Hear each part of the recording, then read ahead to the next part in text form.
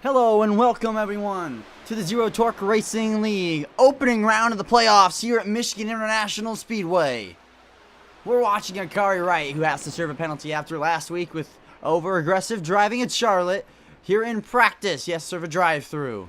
And I think a 40-second hold as well, actually. So kind of a steep penalty, to be honest, for just some contact. But race control says he needs to clean some stuff up around here. Not just him, a lot of guys have penalties after last week's race, as we see practice wrapping up right here near the end, or at the end of practice here. We were tuning in. Robert Tester on top of the charts. No surprise there. The man who's been so well versed this season. Seems like he's the quickest car every week. Just can't seem to put it together. But here at Michigan National Speedway, we don't see that many cars in the field right now. Only saw 13 drivers make a time under practice. Few laps today. Not very few laps today at Michigan International Speedway. 100 laps of this long 2-mile oval. I've been here myself in real life, and it is one hell of a facility. It is amazing. The fan atmosphere there the last couple of years have been absolutely electric as we watch Blake Hewlett, the playoff driver, down the back straightaway in the Ninja Turtles 87 machine. That thing is looking sharp, I might add. But nonetheless, this track and this whole facility puts on a great show, especially with the next gen. It is just such a good race here at Michigan. The atmosphere, and right now, the Zero Torque Racing Leagues sending their drivers, their superstars, on the banks of the high banks of this oval. And Blake Hewlett sends it off into turn one. Riding the high side here, trying to use that momentum. See if that's going to work out for Blake. Maybe this is just a get up to speed lap. Keeps it off the fence nice and tidy through turn one. He's going to roll down the back straightaway in the 87 machine. Blake Hewlett now, what line will he run in here? Now he wraps the bottom, more the middle line actually, down in 3 and 4. He'll get very perilously close to that outside wall. He's going to have to lift out of the throttle. That might compromise the lap and the next lap coming to the start-finish line. He'll be the first to set a lap time. Samuel Longworth in the number 7 machine. See Brian Matthews, 4/10 up on Blake Hewlett. Big lap. I'm assuming that means the bottom is faster. So we see Jim Treat, the man who won the last race out 2 weeks ago at Charlotte in the 300. And my oh my was he good. In the closing laps of that race, that premier setup machine rocketed as Longworth goes second quickest. Jim Treat to the pole. Ken Robert, Tester, Brian Matthews, or anyone else who's still setting lap time dethrone the 367 machine. Here comes Matthews onto the start-finish line. Cross the start-finish line. He will slot in. No better the second time around. At least no improvement I'm seeing on my side. Jeff Lorway has slotted in 5th. Let's watch his second lap. See if it's any quicker here. He was about a second off the pace, actually. Ooh, did not improve very much. As here we look at the 22 machine. The Hunt Brothers Pizza. Number 22 of Robert Tester. It's seen victory lane only one time this season. But man, the speed, it could have been a lot more. It could have been most, if not every race this year. But this 22 team just cannot put it all together. And he goes second quickest, just 100th off a pole. That's all it's going to be for him as we look at Akari Wright.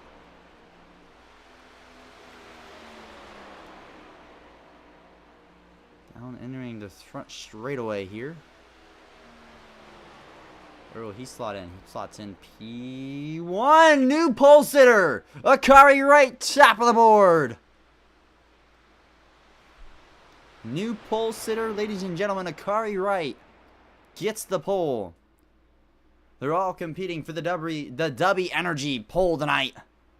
See who gets to take that W Energy pole this evening. If you want to save 10% off at wenergy.com, use code SQ187 to get your 10% off and support yours truly in the broadcasting booth. Up here as we see Drew Kuhn is on the racetrack in that number 12 Cinnamon Toast Crunch Toyota Camry. And I don't know, that's very different than the Ford Mustang of Chris Buescher's, but man, it still looks mighty fine, I might add. But yes, we're seeing if Drew Kuhn can now try to steal the W Energy pole. Remember, SQ, capital S at capital Q, 187 to get that 10% off and to support the channel here. And if you want to support the channel even more, you can subscribe and like the video. We watch the number 12 Toyota Camry, another playoff driver.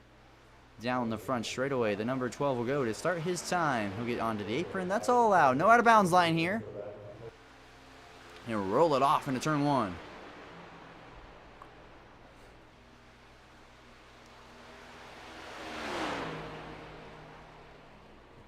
We have 16 drivers right now. 8 have made a lap. Drew Kuhn will be the 9th. So the worst he'll be right now is 9th.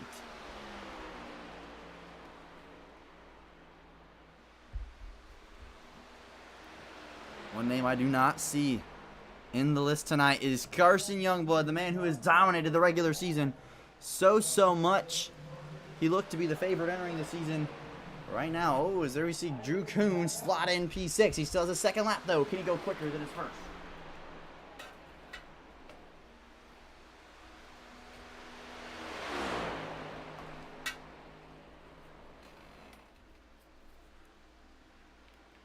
Drew Kuhn down the back straightaway, trying to set the pole time. Right now, tracking in the red, not looking like he'll improve that lap time.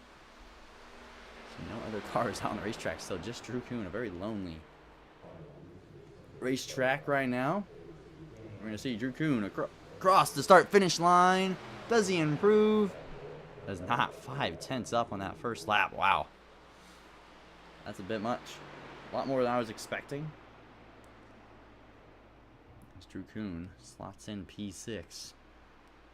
And that Cinnamon Toast Crunch Toyota Camry.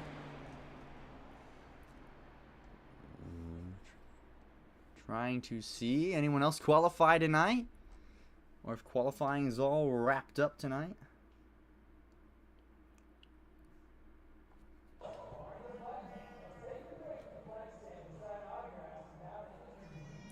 No drivers on the racetrack, so, oh, yes we do.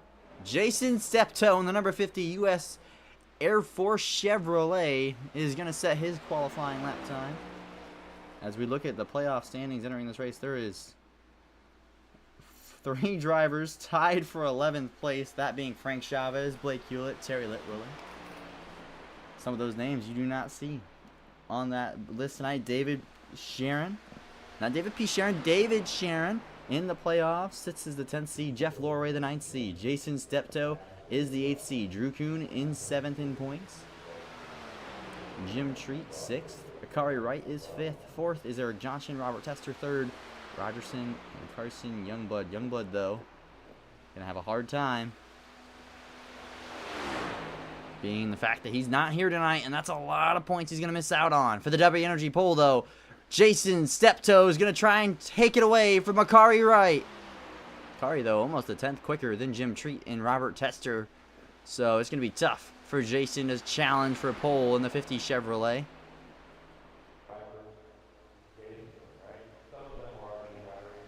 He'll stay to the wall on that front straightaway. Interesting choice. Slots in P6, just ahead of Drew Kuhn. We'll see if he can improve on the second lap. Not seeing anyone really improve on the second time around. Not sure if the tires are just too hot, not enough straight line speed, or car handling goes away on that second lap. Not quite sure.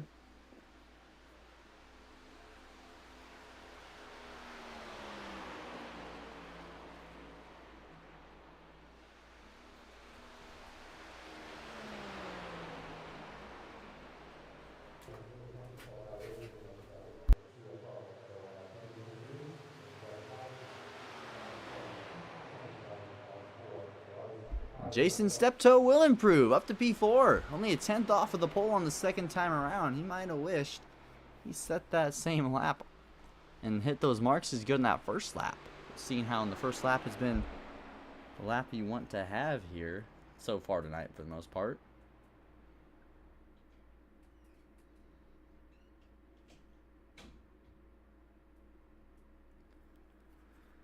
The chase for the Zero Torque Racing League's championship is going to go on tonight, and we cannot wait for that to happen here at Squeaker187's YouTube channel.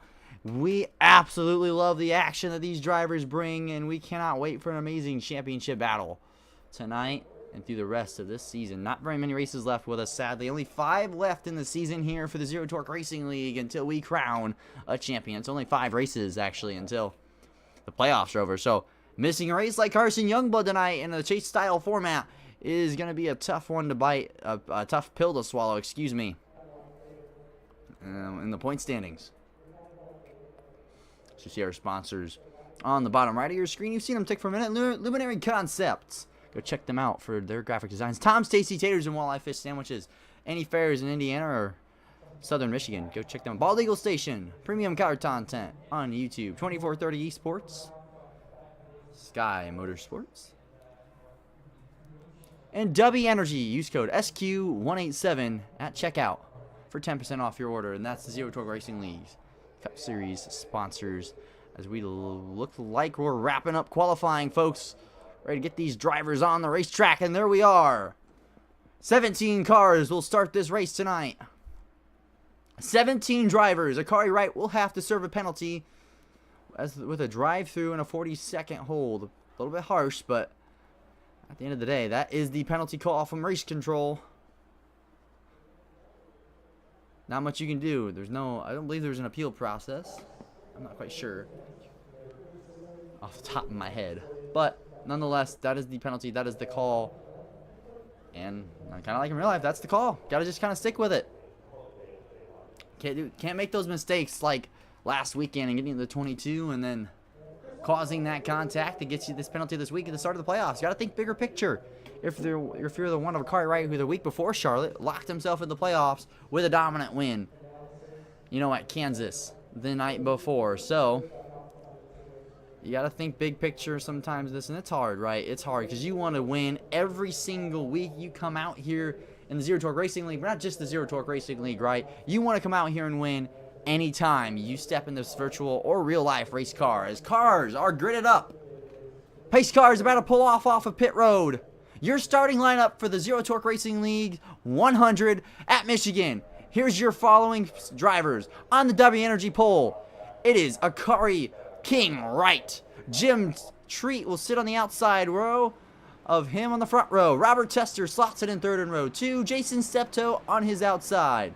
Matthews with a solid qualifying effort. He slots in 5th in that Buffalo Trace 28 Ford Mustang. See Dustin Rogerson. He will start in the 6th position. Drew Kuhn starts in 7th. Blake Hewlett starts inside the top 10. In 9th, Samuel Longworth will slot in 8th. You see Jeff Loray's Ford Mustang, a playoff driver in the 71 Ford Mustang. He slots in P10. Eric Johnson in 11th. Terry Litwiller is your 12th place driver. Ron Millam, David P. Sharon, Dave Sharon, Dean Howard, and Joshua Siegfried, your drivers. You don't see Siegfried on the racetrack as you see Akari Wright going to the back of the field after setting his pole time, looking to most likely serve that penalty.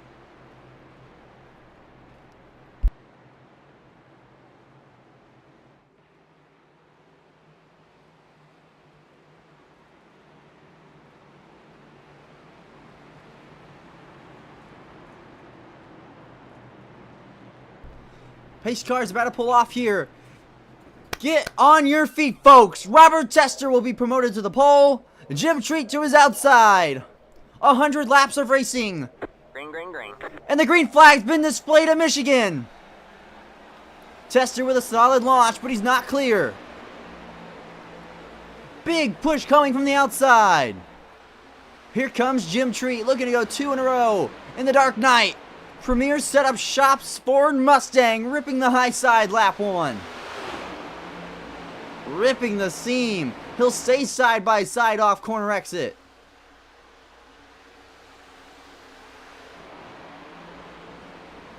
Still side by side. Dives it off in there. Does the 22 of Robert Tester.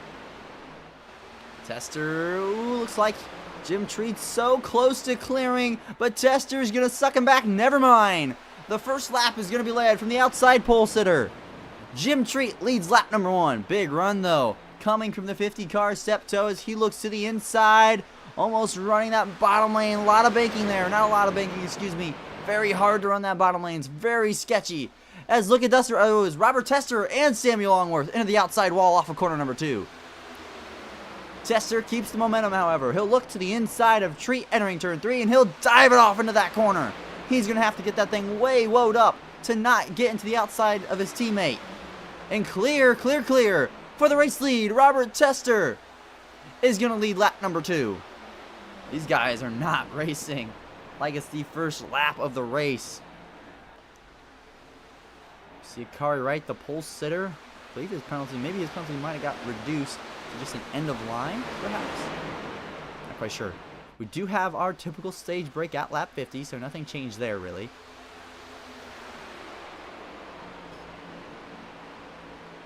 Look at this battle for the race lead tonight. It's going to be a good one, folks.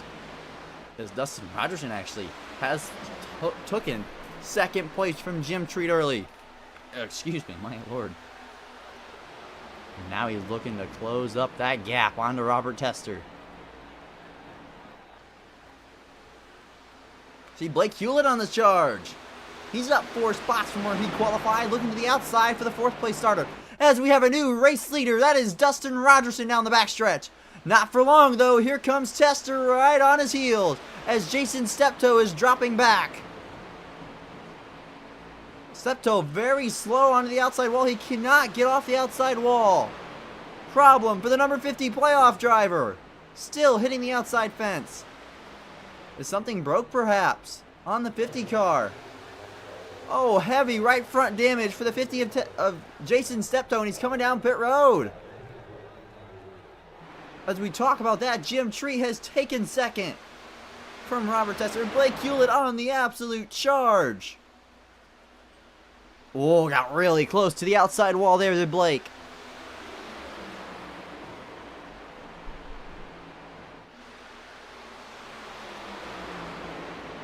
Look at this. Look at this racing. This is the beauty of this racetrack. It is so racy for so long, and then it gets so sketchy late into the run.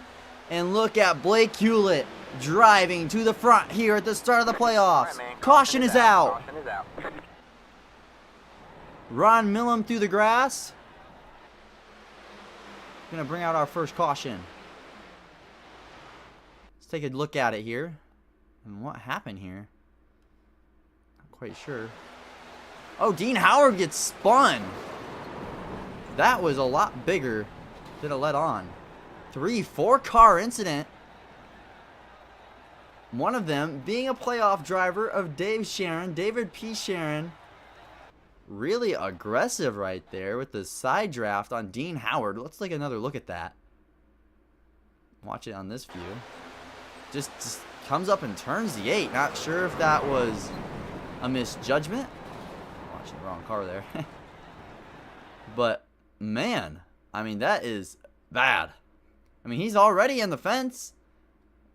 And he cleans him out. Cleans his teeth, as some would say. And the 47 just minding his beeswax.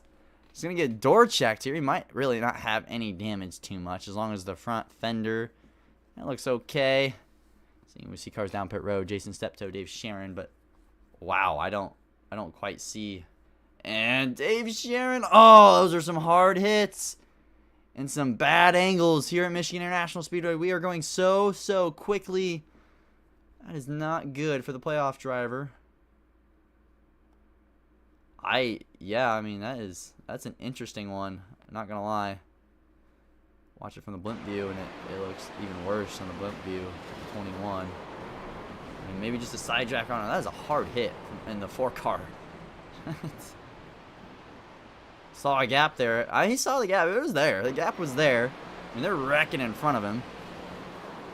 Now he's getting woed down. There's the gap, and the gap closes from both of them. If you're the 4 of Dave Sharon, like, ah, man, I was almost clear. One more second, and I get through that. Not much he could have done. Just kind of a blocked racetrack. I mean, you can't get slowed down in time. You're going so fast here.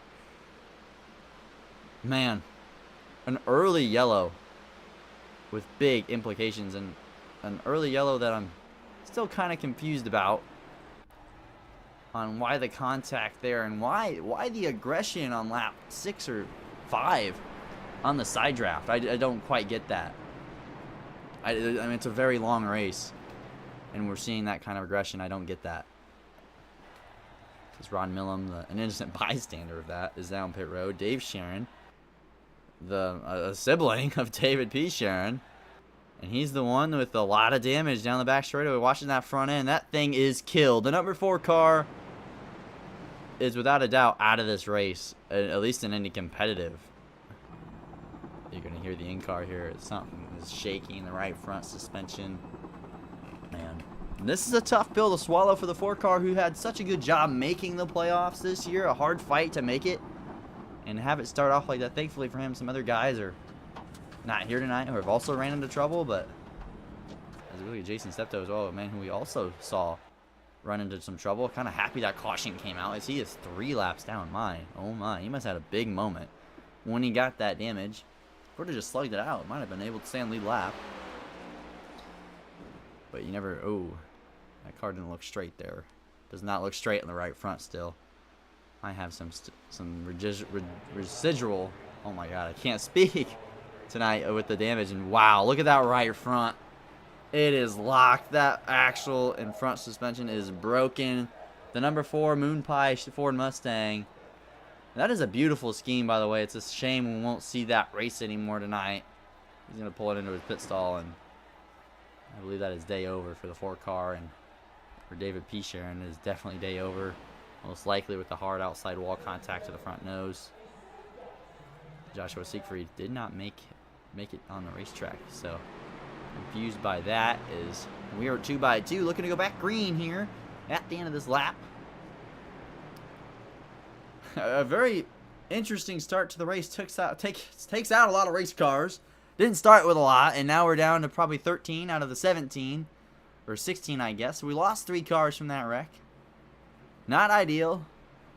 Actually, Jason Steptoe is out on the racetrack, so he is still going to be competitive. The 47 Ron Millum, I don't think the damage is too bad. Looked like that real tree Camaro is going to get right back out there and contend, but just a very odd, aggressive move that turns into him wrecking himself. The 21 wrecks himself. Dean Howard does nothing wrong, honestly. I hope Dean's damage is not too severe. But enough of that. Enough of that is what I'm going to say as pace car pulls off. The lights are off. And Dustin Rogerson is your race leader as we get to the Geico restart zone. Restart number 1 of this race. And green flag is in the air as a car blinks in 6th place. That's the 7 of Longworth. Longworth is back, but that destroyed the outside lane's momentum. Scared that they're going to run in or get a black flag, and Rogerson and Tester are both going to clear the outside lane. Tester ripping the bottom on the lower speeds, looking to the inside of the 23. Jim Treat, though, with the momentum on the high side. He's going to help the 23, and another caution is out. Dean Howard involved. That might be heavy damage. Terry Litwiller is in it. Let's take a look at it. That's kind of too late to tell what happened. I'm not sure what happened. I'll get a view from it. Drew Kuhn makes a move mid-corner. All fine and dandy here. Oh, not clear. Not clear one bit from Dean Howard. As far as that was a caution. Oh, that might have been the cause of the caution. Terry Litwiller's like, what in the hell, my man? Dean Howard just survived spinning on the front stretch with cars going 200 miles an hour, and he, on a restart, just self-clears himself when he wasn't even close to being clear. For the 8 car, that is unfortunate for Dean Howard. Just survived. I mean, he just got wrecked. And he's going to have a bit of a miscommunication. Hopefully the damage isn't too severe for the 8. He's out there running. Doesn't look too bad. 2 yellows in the first 10 laps, though, it's not what you want to see tonight. That's for sure. If you're the 23, though, you can let this thing go yellow to the end of the race. You know, get that checkered flag. It don't hurt my feelings to win races. Blake Hewlett, man, that's the guy I'm going to watch here tonight for the upset of the playoffs here in this first race at Michigan. He looks sporty those first few laps. I mean, driving from 9th on the grid up to P4. He passed some good cars. Look at another guy who's going to probably have a good night. The man who sat on the pole tonight up to 7th. From starting last, so he has made his way forward. kind of been patient about it and trying not to get wrecked by all this chaos that's been going on around him. Samuel Longworth having a great run in that 7 Chevrolet for Red Bull Racing. It is good to see that car up front in the top 5, having some good luck for once. Seems like that team and that driver just has either no luck or, you know, if you have no luck at all, I mean, if you have bad luck, it's better to have no luck than bad luck. Bad luck than no luck. Whatever the saying is, the 7 team has that. My lord, tripping over my own words here. But the 17's had a lot of bad luck this year with mistakes on pit road, mistakes at the track, crashes that weren't his fault, some networking issues. But as we talk about the networking issues, bit of commentator curse right there. But the 7 car looks sporty today, up 3 spots from where he qualified in 8th, and the 7 car slots in P5. Brian Matthews, a man who is tied for the last car entering the playoffs of the 14 guys out here who made the playoffs. He's right here, running in the top 6. Started 5th. Looks to have another solid top 10, a higher top 10, maybe lower top 5 night tonight. But he wants more than that. This 28 car just seems like just needs that breakout race. We can go and just capture that checkered flag. So I believe we should get the 1 to go this time.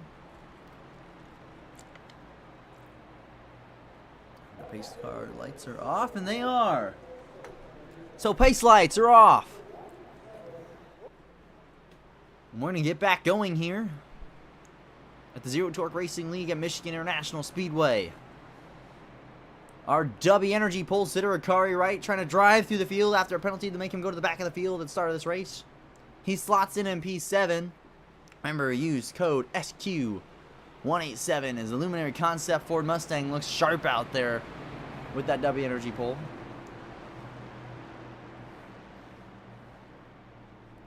We see another energy drink company right there of Ghost Energy on Blake Hewlett's machine. Competitor to the W car. Or not car. Sponsor. Wouldn't it be interesting to see the 87 car on pole when we have the W Energy pole? It'd be interesting. But it is a Ninja Turtles team, for first and foremost, so for Blake Hewlett, which is a beautiful Ninja Turtles scheme. Oh my, that thing is beautiful. Hopefully that we can see that thing in victory lane tonight. But nonetheless, right now, it is Dustin Rogerson's show. Samuel Longworth disappears out of existence, and he's right back. Gotta get that internet fixed. Has a lot of networking issues. Might need to get something fixed about that, but it's hard to do that as the pace car is going to pull off right here. These drivers are going to lead them back to the Geico restart zone. Green flag is going to fly. And a good launch again from the bottom. The only time the outside lane had a good launch was on the first initial start. Jim Treat's going to slot back into 2nd. And here comes Samuel Longworth. Blake Hewlett did not have a good restart. That whole outside line just did not launch. Trying to stay ahead of the 1 of Akari Wright. Rogerson now the 7. Might have hit the wall there. A little bit of right front damage. No momentum down the backstretch. Blake Hewlett's going to get by him on the outside. Akari Wright. Brian Matthews looking to take advantage. Brian Matthews going to get back by the number 1 car. As the 1 car is not on the racetrack. Networking issue for Akari Wright. A championship leader. Or not leader, contender. He's out of this race right now. He's not scoring on the racetrack. Oh, there he is. He's back. That was probably very scary for the 1 car, not knowing where his competitors are. Hoping he doesn't hit any of them with the net code or anything, but he's still out on the racetrack. Could have been bad news bears, though, for the number 1 machine. As we see 4 cars battling up front in the race lead on their own little draft train. Here comes Rogerson. Treat Tester. Will Treat try and take this race lead from his teammate of Rogerson? You want to help your teammate out and yourself, but at some point, if you're quicker than this 23 right now, you might just have to go past him, and you lead the pack around at Michigan International Speedway. See Brian Matthews into the top 5. He has passed Samuel Longworth. Good restart for the 28 car. Going forward. Ron Millam, after being door slammed in that weird wreck with the 21 and the 8, back up into the top 10, running 8th. Looking back to fall back to 9th here with the 18 of Eric Johnson climbing up there. Dean Howard limping around with a damaged race car. Steptoe 3 laps down looking for some free pass with, I believe, another damaged race car. Blake Hewlett looking for 3rd down the back straightaway. It looks like he's going to get it. Blake Hewlett on the move.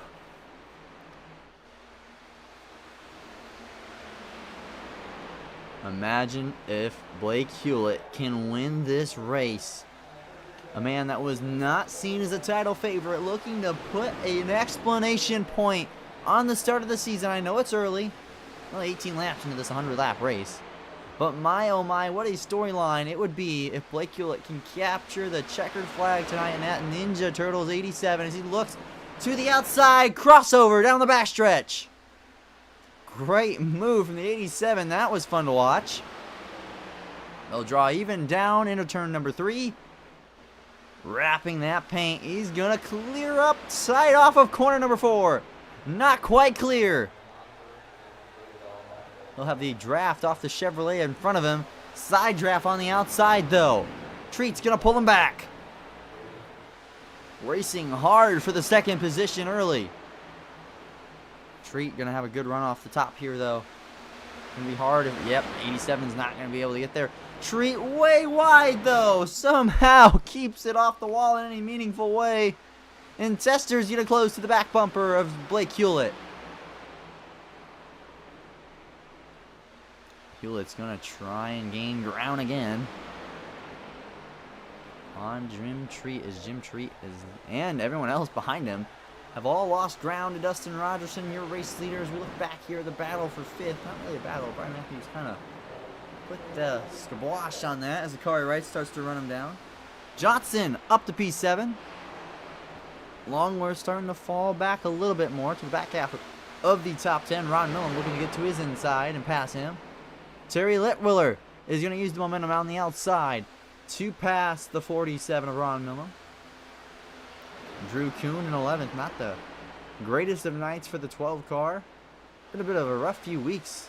Races for this 12 car. Not had the results or speed. 71 of Jeff Lohr. We didn't see him in practice. Looking like he's struggling out here for pace right now in the 71 Mustang. Hopefully he can get it all figured out before this thing's all said and done. We do have a stage brake cover, so looks like he won't go down a lap or anything. Even Dean Howard might not. He's 17 back. He might.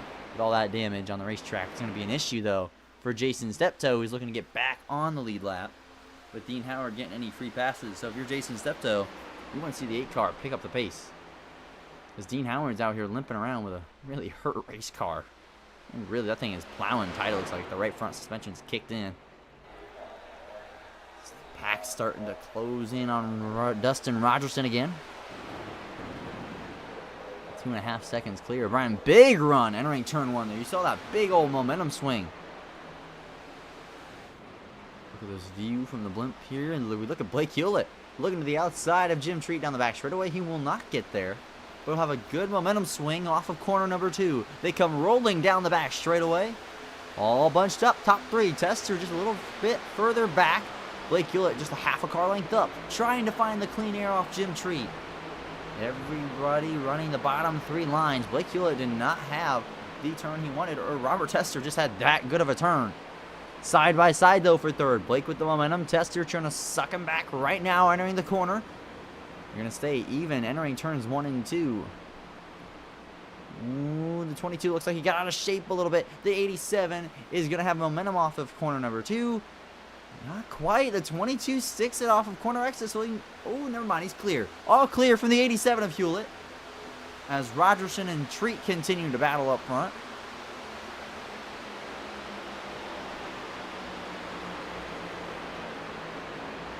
Rogerson maybe starting to feel the pressure right now. Jim Treat was barreling through turns 3 and 4. Blake Hewlett trying to defend from Robert Tester.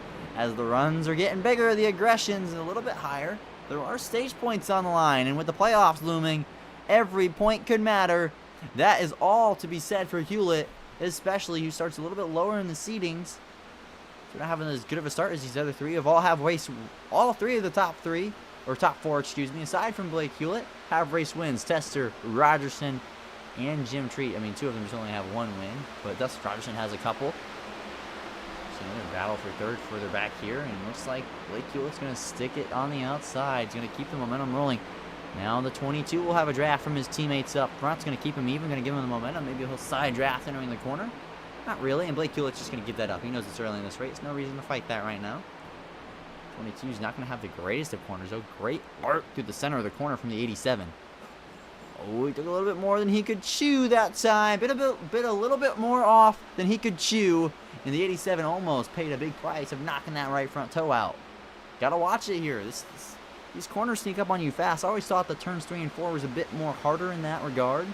But man, this thing is so sketchy on old tires here in the next-gen car. If this is the fixed setup, which I believe it is so sketchy here. Just absolutely is loose as loose. Just loose. It's all over, slipping and sliding. But man, the trucks here during C-Fix was just insane. Those things were just, a wall was hit after 10, 15 laps, and that thing was a sliding around machine. Had to save your stuff around here. And it's hard at tracks like this to save your stuff, obviously. You know, when you have a track like this, it's just so fast. I mean, we are flying right now down the front straightaway. Let's get an in-car view. And Blake Hewlett, let's try to get an in-car view right here. Blake Hewlett, the gyro right here. We're just flying down this front straightaway. Drive time 290 kilometers. Upwards of 180, 190 miles an hour.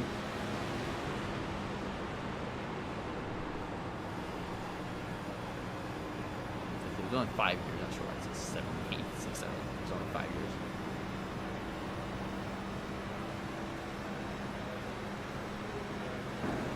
Blake Hewlett's starting to drop back a little bit from the front 3 ahead of him. You see him lift off the throttle here. Just a little blip. On it. Not quite on it yet. Oh, he had a lift there. Now he stomps on it. He couldn't get into the throttle there. See, that's why the outside line at so many racetracks is so much more dominant. Right here. We're going to watch it here if they can get side by side again. Kind of listen to the audio of the race car. Look at the cockpit view with the driver's seat. Oh, he has a big run. He's going to take it here, I feel. Maybe not really kind of lifts there. He kind of just stays in line. Doesn't fight for the position quite yet. He's about that. Going to arc into the corner. Watch him. See how long. He's just tiptoeing. Just can't get the power down. Jim Treat's just doing a good job. Let's listen to Jim Treat's point of view here. He's beginning that run off the top side as they're about to come up on the lap traffic of Dean Howard. Look at Dustin Rogerson leading this race. A lot of wheel in there, but as we enter turns 3 and 4, they're all going to get a big draft off of the 8-car Dean Howard. Treat trying to cut the track a little bit, trying to shave some distance off. A little bit of a shallow entrance into the corner, not a lot of arcing. I just saw the 22 doing a lot more arcing in the corner. That does save tire. Whoa, the 8-car really held up the 23. Here comes Treat, looking to take the race lead. He's going to push Dean Howard into turn number 3. Now he's going to take it 3 wide. 3 wide for a moment. Treat on the outside, looking to take it from Dustin Rogerson. That was out of nowhere. That 8-car got really slow off of corner number 2. And new race leader, Jim Treat, on lap 31. What a move. I mean, that was a gutsy move, pushing the 8-car who has damage entering 3, as Samuel Longworth has pulled at the pit road. The first to start the cycle.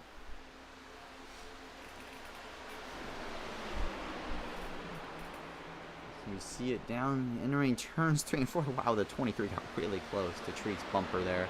He's going to take the air off him there. Ooh, really close to the wall off corner exit is Rogerson. He's going to cut all the way down the racetrack. Try to shave some time off. Try to not let the 22 do this. Oh, he cut him a break. He was there, I think. And Rogerson absolutely sends it into turn number 1. He's going to be so close to making contact with Treat. They almost touch off of corner number 2. Tester with the momentum down the back straightaway. And now they're going to all stall out, entering turns 3. See if Rogerson can keep the momentum up. No. Tester clear to P2. Rogerson lost that clean air, and I have to wonder if he saved the tires right or knows how to even drive in dirty air very much. I mean, he did pass early, but not on old tires, right? He's not been on dirty air or been in dirty air on old tires, just on fresh tires. And for Jason Septo, as we mentioned, Dean Howard goes a lap down, along with a lap down as well right now. Excuse me. After making that, oh, as Dustin Rogerson just slapped the outside wall there. That was pretty hefty. Right front fender damage. Hopefully nothing more, as Blake Hewlett's a little further back from the top 4, or 3, excuse me. Not a lot going on too much. Eric Johnson just makes a pass on Brian Matthews. Further back, there's actually a gaggle of cars back here. 5th, 6th, 7th, and 8th, all under a blanket right here.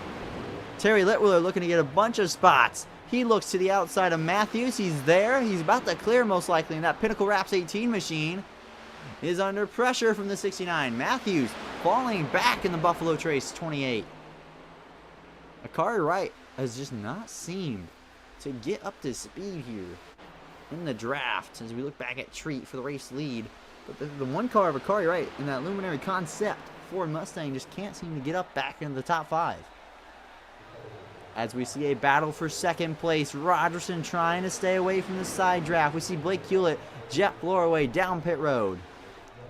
That's interesting to see the fresh tire call. Come down pit road now if you're Blake Hewlett. Put the fresh tires on. Try to get the undercut on him and take back the race lead. He's only about 1.2 seconds back.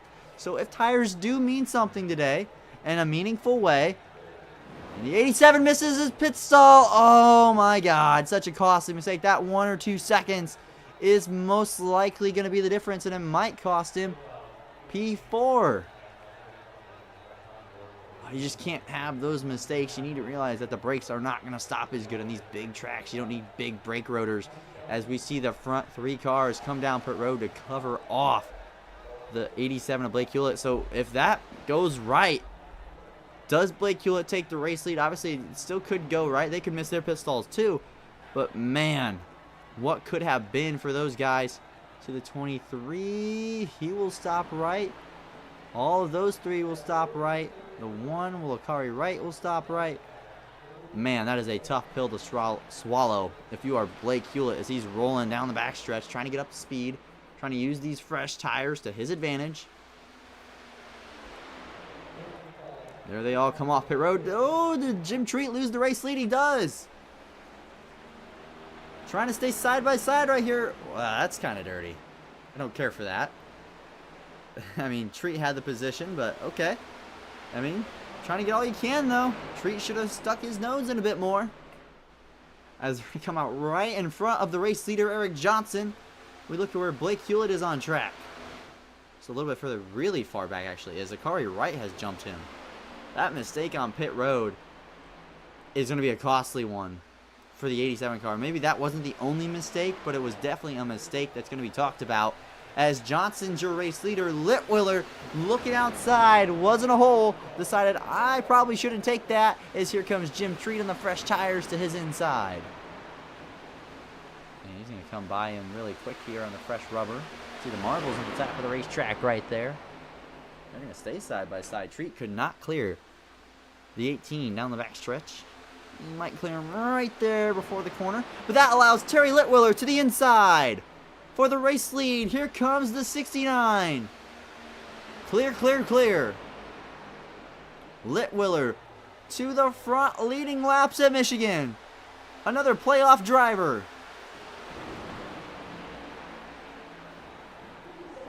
A lot of underdog stories tonight as we see Rogerson and Treat, the only 2 cars who made a pit stop to be on the lead lap, or excuse me, Tester as well. So 3 of those cars, Hewlett and Wright, are not on the lead lap as they're a bit further back from those 2. As we're talking about Akari Wright not being able to get through traffic, great pit cycle for the 1 car. It came in, I believe, 8th or 7th and comes out well, I guess 8th right now, but he'll come out, I believe, 5th or 6th. Maybe actually 4th. So, really good job from that team.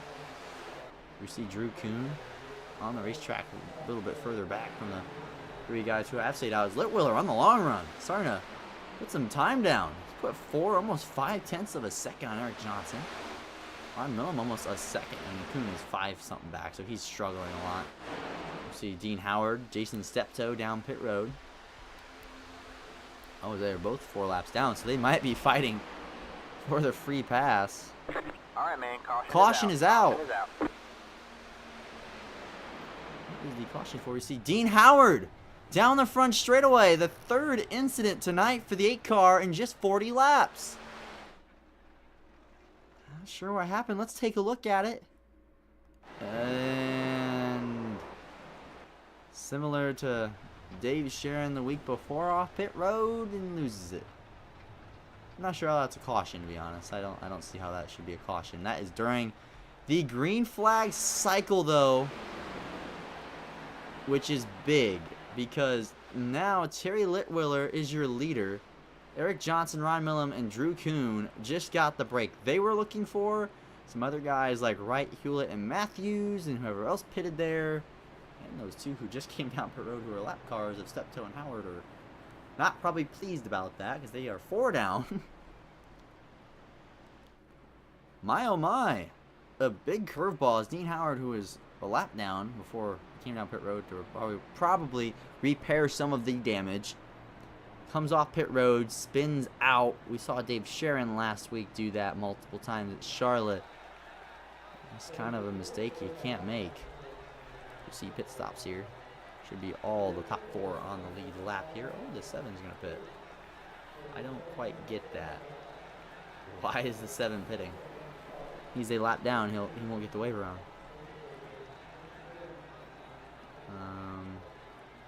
An odd strategy call from the 7. I mean, everyone else will probably take the wave around, so he should get it back, I would presume, with the stage break at lap 50. Rogerson, Tester, or maybe he wasn't actually ahead of. I'm not quite sure. I'm not quite sure why you would stay out there and not take the wave around if you're the 7 car. Now he will get the free pass. Maybe he's going to look to maybe repair some damage on that 7. Maybe pack it full of fuel. I'm not quite sure, though. Probably most likely damage repair. He did get into... Oh, just a blinkage there. Thought he disconnected from the session there. As we see Blake Hewlett, Matthews, the 71, the 8 of Dean Howard. Behind the pace car, looking to get the wave around as Rogerson is now your race leader again. So Dustin Rogerson had a pretty good pit cycle. As he's come back to the race lead, as he was kind of falling back at the end of that run. No, he was falling back. He was not looking good at the end of that run. I don't know why I said it like that. Run. Excuse me. And these guys back here, Litwiller, Johnson, they have fresher tires. This is a really good pit call. Just go long here. Hope for a caution. And now, I mean, maybe you have a decision here. Maybe you can just try to save these tires to the end. I think there's only 3 sets tonight, so not quite sure, but nonetheless, good pit call, good strategy call. We should get 1 to go this time by. We'll see Blake Hewlett, see Brian Matthews, Jeff Lorway, and along with him not Dean Howard will get the wave around. Jason Steptoe is probably happy because all these Heathered cars are going a lap down and taking away his chances of getting back. Only that car looks all fixed up too. That's unfortunate. He's definitely not most likely going to get back on the lead lap. Even if we get 4 more yellows that he needs, it's going to be pretty tough tonight. Unless he gets just like the perfect, absolute perfect timed yellows where he gets a pit under the green cycle, gets on that 1 lap back, gets a free pass. I mean, that could be 2 laps pretty quick there. You can get that in 2 yellows, I guess, but would he have any time to actually compete is the question. Steptoe takes himself out early after such a good starting position in the 4th spot, sadly, for Jason. That sucks, though, for that United States Air Force 50 Chevrolet. It looked really good early in this race and won't really see what he had for the rest of the field tonight. Nonetheless, though, your top 3 have kind of just dominated this race. Blake Hewlett's been up there a little bit, but these 3 have been the story of the night. The 0x team has dominated this season, yada, yada, yada. But Terry Litwiller with the fresh rubber. Eric Johnson back there, another teammate. But they could play spoiler with the fresh tire here at the end of the stage. A bit better in the temp. That could be the difference maker as we look back. Pace cars off. A lot of guys are going to be single file because of the wave around. Will the outside lane have a good launch? Green flag is in the air. This time they do. Jim Treat had a horrible launch on the inside behind your race leader. He might fall all the way back to 4th behind the fresh tires of Eric Johnson. Not a lot fresher, but fresher nonetheless. Here comes Johnson ripping the outside. Johnson clear up into P3. No battle for the lead now. Terry Litwiller back there in the 6th position has Ron Millam right behind him in the real tree. Chevrolet. Tester looking to build the run off of corner number 4. He's going to have big momentum entering turn 1. Look at the run down the front straightaway. Tester. He's going to set up the corner here. Going to get clean air in the right front of the car. Going to diamond it back down onto the middle lane. Trying to keep the momentum up. Here comes Johnson. Johnson's into the fence. Eric Johnson gets all out of shape. And Drew Kuhn just sideswiped him. Trying to avoid him. Johnson running 3rd is going to fall all the way back to 7th. Costly mistake for the 18. And Jim Treat now up the rear bumper of Robert Tester. Oh, he's going to have a big run. In this straightaway, does he take it? We saw Tester not take it. He's going to try and go higher than Robert, or he went slowly, went a little too high. Drew Kuhn looking to the inside and some fresher rubber. Here comes Terry Litwiller. Treat almost up into the fence. Big run from the 69. He'll cross over the 12. 12 loses all momentum there. 69 gave the 12 a lot of room. Nice clear up. Good move. Litwiller up to 4th. Clear up, bud. Take that. Yeah. See if he gets a push from the 12 here. So he kind of gets an arrow push. He's going to be right there to the back bumper of Treat here. Litwiller trying to wrap the outside lane.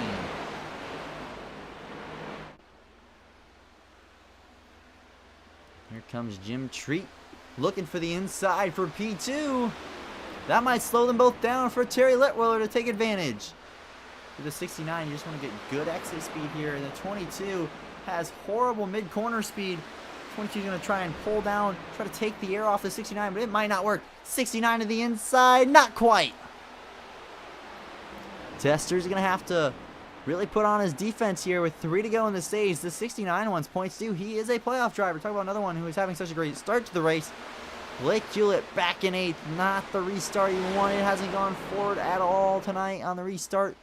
And Robert Tester looks like he might lose 3rd here at the end of it.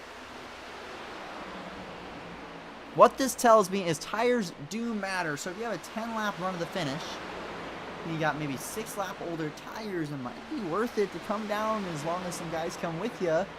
Maybe the 0x team, right? The whole team could come pit, fight amongst themselves, weave through the traffic so they have no competitors on fresher tires trying to do that to them. Just kind of depends on what the teams think, but right now Terry Litwiller running in 3rd, having a great race with 2 to go on the stage.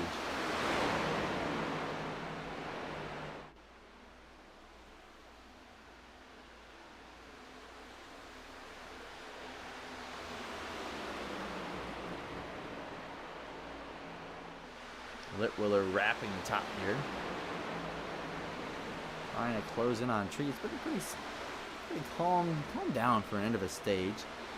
Brian Matthews looking for the pass on 8th here on Blake Hewlett. Blake Hewlett struggling at the end of the stage. We see the white flag for the stage fly.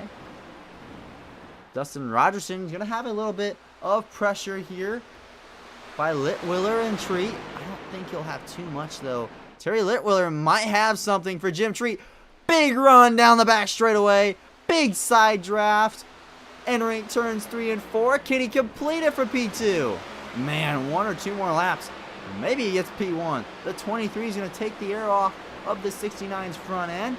Can they drag race to the start-finish line? Oh, I need to side draft a little bit more for the 69. Not aggressive enough on the side draft, but we saw how bad the side draft could be. You don't get it right. Probably right the last car in the top 10 for points. Seems like passing a bit of an issue with the back of the pack. Not quite sure. Haven't seen the one car really go anywhere tonight, even though he started on the pole, which is kind of odd. Rogerson, though, Lee is your stage winner. Treat, Litwiller, Kuhn, Tester. Yeah, Drew Kuhn got around Robert Tester at the end. Eric Johnson 6th after his mishap during the restart. Ron Millam 7th. Brian Matthews 8th. Blake Hewlett and Akari Wright. Rounds out your top 10. 11th is Jeff Lorway, last car in the lap. 12th is Samuel Longworth, only car 1 lap down. Dean Howard is 3. Steptoe is 4. Those are your 14 cars that continue to run in this Zero Torque Racing League race in the opening round of the playoffs. You're going to see it here. Pace car is going to come and catch the race leader right there as we have 49 coming to 48 to go. Or we go green with 46, 47. So really not too much long left in this race. Not very much racing left here. Shouldn't see too many more cautions for the end with only 14 cars on the track. Thought that was 17 though. We saw a bunch of yellows in the first 10, 15 laps. So you never really know with racing. Sometimes it can go clean and squeaky clean. When sometimes everyone can get amped up on that dubby energy and they're just going to get all crazy on me. So here's the strategy call. If you're Terry Litwiller, do you pit? You just saw how important tires were. Do you maybe stay out, go to the end of your fuel run? It's kind of the question. I think everyone would pit here if I had to guess, and I will be correct about that guess. I think they all kind of saw Steptoe, well, obviously, and neither will the 7. They're gonna get their laps back. Dean Howard will pit though, so he will not take the wave around. That's going to put them battling for the free pass spot now. Is Samuel Longworth going to take the free pass? Steptoe is going to take the wave around to get himself 3 down. Look at the pit lane exit. Who gets out first? Oh, looks like Treat, Litwiller, Kuhn, Dustin Rogerson, Robert Tester, Eric Johnson, Blake Hewlett, Ron Millam, Akari Wright, Jeff Lorway, Brian Matthews still in his pit stall. And he might have missed that pit stall because he finished 8th in the stage, so not sure what happened to him. 50 is Steptoe is going to go 3 down. Man, it just really sucks. Really wish he would have just stayed out there on that opening damage. I mean, obviously, he doesn't know the caution come out, but he would have been probably on the lead lap by now, to be honest. But, you know, it's kind of the waves of racing, as they say. Steptoe almost won the season opening race at Daytona. Bad block gone wrong. He just finishes P2. He's had a solid season. Been 6th, 7th in points pretty much all year long. 5th in the top 5 as well at some points. He's been solid all year, but you know he wants to do more than that. He wants to win, and tonight's just not been that 50 car Jason Steptoe's night. Good guy. Needs some good luck on his side. But Jim Treat, the man who won last weekend in the Coca-Cola 300 here, back to the race lead. Man, this Premier setup yellow is just, I mean, it's gorgeous. I like the red. Don't get me wrong. Red's decent. But this yellow, it looks nice. Terry Litwiller, talk about him. So we see the pace car lights turn off. But this man having a night tonight in the 69 Chevy. I mean, I hope this stays the black beauty. The Beauty Rest black is just a good looking paint scheme in the 69 car. And man, oh man, we've really seen a lot of other new faces we usually don't see running up here for the win. I mean, Terry's pretty good. I don't see him competing for the win very much yet this season, but he's been very solid tonight in the second half of this race so far. See, Drew Kuhn, he's kind of been a quiet night tonight. We talked about how the speed and the execution for the 12 car hasn't really been there a lot the last few weeks. Well, caution fell their way. They've had the track position. They've improved on it. Right now he slots in 3rd. Tester, he did not have a good pit stop. He falls back to 5th, so not a good pit stop if you're Robert Tester.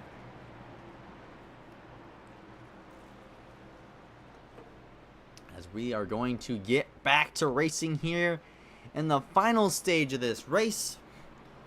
12 cars on the lead lap. 2 cars, 3 down. That is it. Only 14 cars on the racetrack. We're going to go back green. Treat Litwiller, who is going to win tonight in the opening round of the playoffs. They're trying to roll into the restart zone. Green, green, green. Green, flag is out. Not the loss the 69 was looking for. Terry Litwiller trying to, Drew Kuhn got clear, trying to not let Robert Tester get there as well. Tester will get there. The 23 looking to take it 3 wide.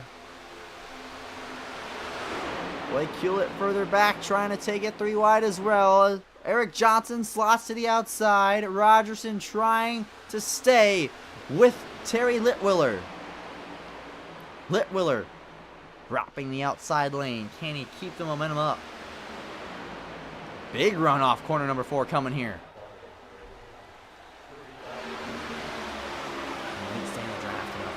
Run's going to stall a little bit by the end of the front stretch. Kuhn up to P2. Drew Kuhn hasn't won a race yet this year. Love to see that 12 Cinnamon Toast Crunch car into victory lane. Tester to the outside of him in the Hunt Brothers Pizza 22. Big run from Terry Litwiller, though. He's going to fill that hole, not let the 12 come up.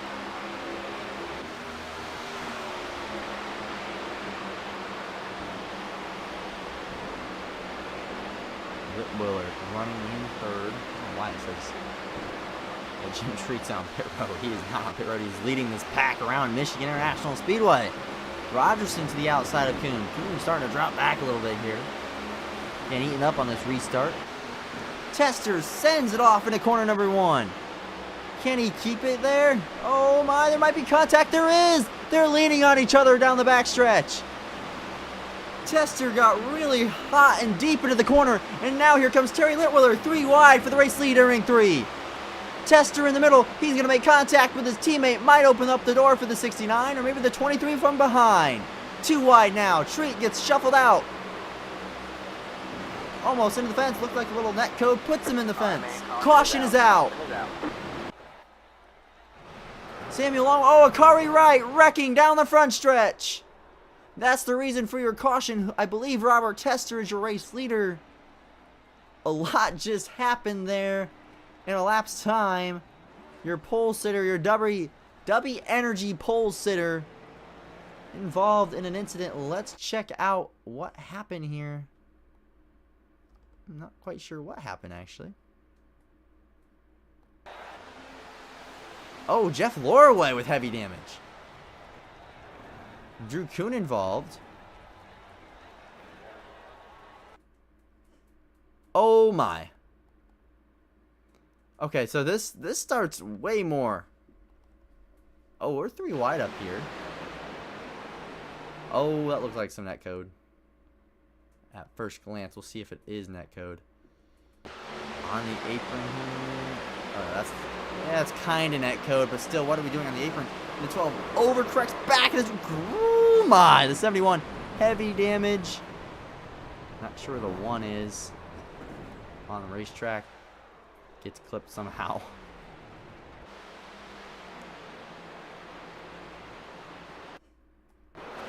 Oh my gosh.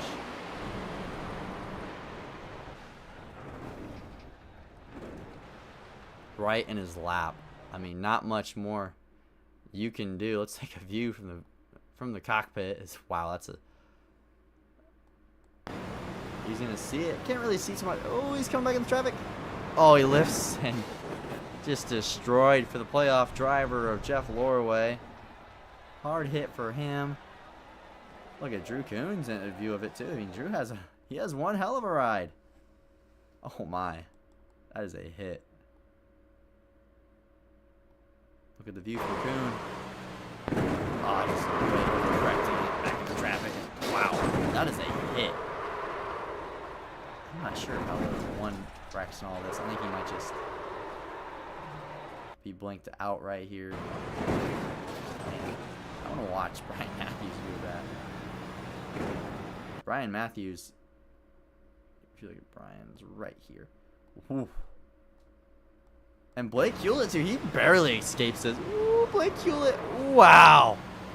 Good job getting on the brakes and gassing it back up as they all just wadded up behind you. We're getting an exciting battle for the race lead, and they're out here getting an exciting big old wreck in the back. Under caution here, we're in lap 59 after a big pileup down the front straightaway. Jeff Lorway is somehow on the racetrack, and that car looks to be hurt bad. He is on the lead lap. 7 of Samuel Longworth down pit road as well. He'll come back off it. Pace lights are off. We're going to go back green with 40 laps to go in this race. 1 stop left tonight for fuel. Tester your leader. Litwiller, Treat, Rogerson, Johnson, Millam, Hewlett, Matthews. Everyone else was involved in the wreck there. Really, everyone was. I mean, Jason Steptoe likes to see that, though. He'll be 2 laps down, hoping for 2 more yellows to be on lead lap and trying to get in the top 10 here and finish in the top 10 after such a long night for him. Comes Longworth trying to catch up to the field. But my oh my, what racing we had for the race lead before all that unfolded behind with some contact from Ron Millam. Or maybe some contact. It kind of looked like there was contact, even though it might have been netcode. Still runs on the apron and hits the door of the 12. Gets him loose. Gets him out of shape. Rattles his cage. Unintentionally. Didn't mean to do that. Just kind of a send of a move.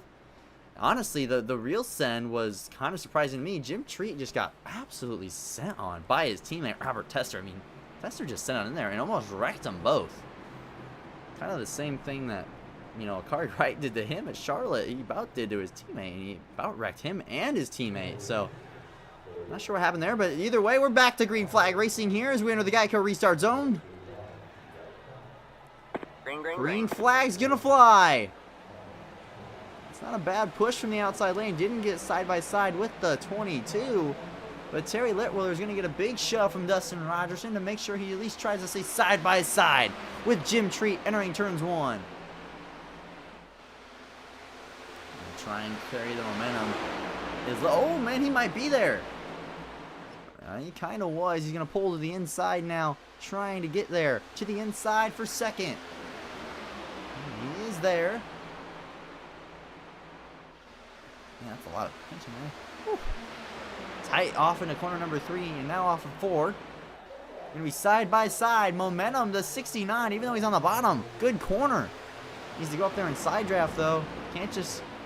Side drafting's big, and when you're at a track like this, you just gotta side draft. Sends it off into that corner. And now they're gonna be 3 wide for P2.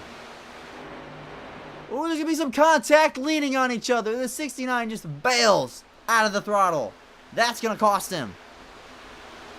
Oh my, all the way back to 7th, maybe 8th for Terry Litwiller. Oh, that sucks to see. So Robert Tester is kind of scurrying off here right now. Ron Millam in the top 5. Hi, Blake Hewlett. Good to have you back, buddy. Into the top 5. Again, Blake Hewlett. This car looks really good on the short run. So if we have a short run, and he's in the top 4, top 3, I mean, don't disrespect this take, but he might have an outside shot at the win. He looks really good on the short run. The long run's a different story. That's 69, though, man. That is unfortunate for him. He was boogieing before that happened. He's going to be side by side here. No, not quite. Ron Millam got into the outside fence a little bit, slowed him down. He's going to go side by side again, right? Jaronson passes him. Ron gets right back to him. Ron just wraps that bottom so much.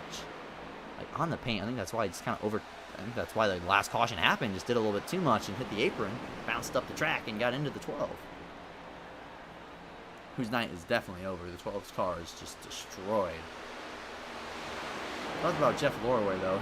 He's still on the racetrack. I mean, he's 9 seconds back, but with Dean Howard out there limping around. Gap not really changing out front. The Dark Knight Premier Setups Ford Mustang trying to hold off Blake Hewlett's Ninja Turtles Chevrolet as Jim Tree got a little close to the outside wall there. Litwiller looking to charge back as he looks to the inside of Eric Johnson for 6th. Some side drafting would really help the 69. I know it's kind of an aggressive move, but Gotta do it to clear these guys sometimes. Otherwise, they're just gonna be listening into the corner. And they're gonna continue to be side by side. Momentum will be on the outside, and he'll have the draft off of Ron Millam in front of him. So the 69 of Litwiller not able to complete that pass. Ron Millam in 5th. Great run for the 47 after being involved in the first caution, and maybe the cause of the last caution. Ooh, as Robert Tester pounds the outside wall a little bit. So did Rogerson behind him, though, so don't feel too bad. He wasn't alone there. Blake Hewlett's kind of dropped back a little bit from Jim Treat, who looks to the back bumper now again of Rogerson. And Jim Treat's been all used up tonight. He's been leaned on, pushed around. We have to give it back. His teammates kind of been taking, one teammate, been kind of taking advantage of him on the restarts and getting a little scruffy with him. And we saw the 69 get a little scruffy with him. Gotta watch that. Don't want to take yourself out. As here comes the 69 of Litwiller, ripping the outside, Kyle Larson-esque. And he's going to clear him in a corner. A pass he couldn't complete for 2-3 laps. He just does it in one corner. What a move. The 69 on the charge. He knows, though, he has to get by Ron Millam here quick. He needs to go up there and get into the train of, the draft of the cars in front. Because the draft is so big at this track. That's how fast you're going. You got to stay with them. Even if you're faster, it's hard to stay with those guys. And Blake Hewlett's gotten back to the back bumper of Jim Treat. And Robert Tester's kind of pulled the biggest lead we've seen all night. Outside of the green flag cycle, I think Litwiller during the green flag cycle had the biggest lead of like 5/10. So it's really not been a very... You see a battle for 5th here. Millam on the outside. Johnson's going to go with Millam. So that's going to stall, or not with Millam. He's going to go with Litwiller. So that's going to stall the momentum of Millam. A lot of Millams and stuff there. Hard to pronounce. He's clear. He should go up there. Take that air off him. Get the push, the arrow push. He's all clear. Not sure why I didn't go up there. The 69 is one of the cleanest guys out here, though. I might add. He is so clean. Gives everyone space.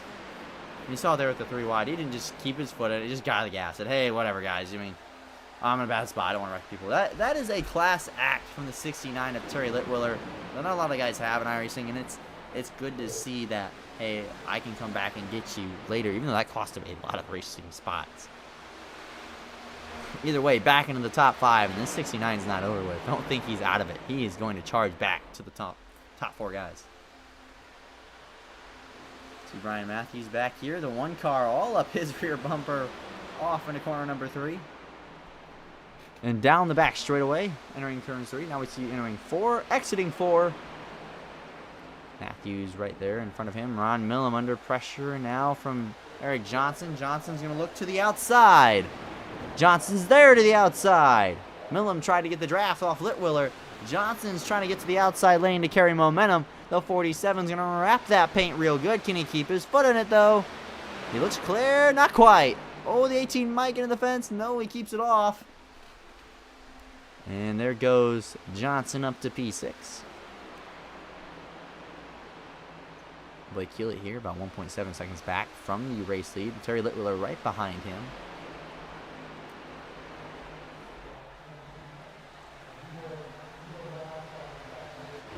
Robert Tester continuing to lead this race. Has grown that lead to 0.6 of a second, 0.7 there at one point. Over Dustin Rogerson, Jim Treat not too far behind. Blake Hewlett not too far behind them. And then we have Terry Litwiller, who's just kind of closing in on everyone here. Looking to come back for this. Man, this 69, I think, is the quickest car on the racetrack, man. He is so good right now.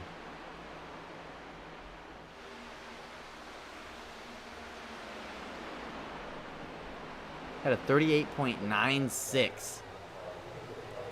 He is the second quickest car on the racetrack. Number one quicker was the third place car of Jim Treat that lap. Another quick lap. Looking to kind of gain on everyone right here. This 69, he's coming to play tonight. He can get his track position back. We'll see a yellow, or maybe just not a yellow. Might just drive back to the front. He looks so sporty tonight.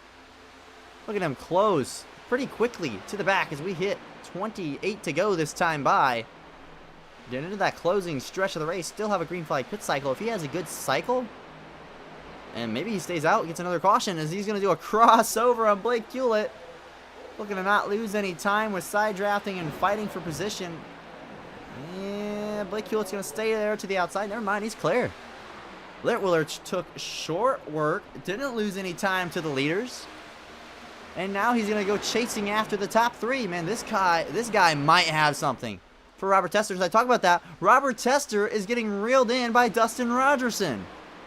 Not sure if there was a mistake made or what, but that 1/6/7 of a second lead is down to just 1/2. Only 5 or so car lengths now. Make it 3. Make it 2 as we go down the front straightaway. Back to 3. Maybe a bit overzealous there with the 2, but man, the 23 has closed up.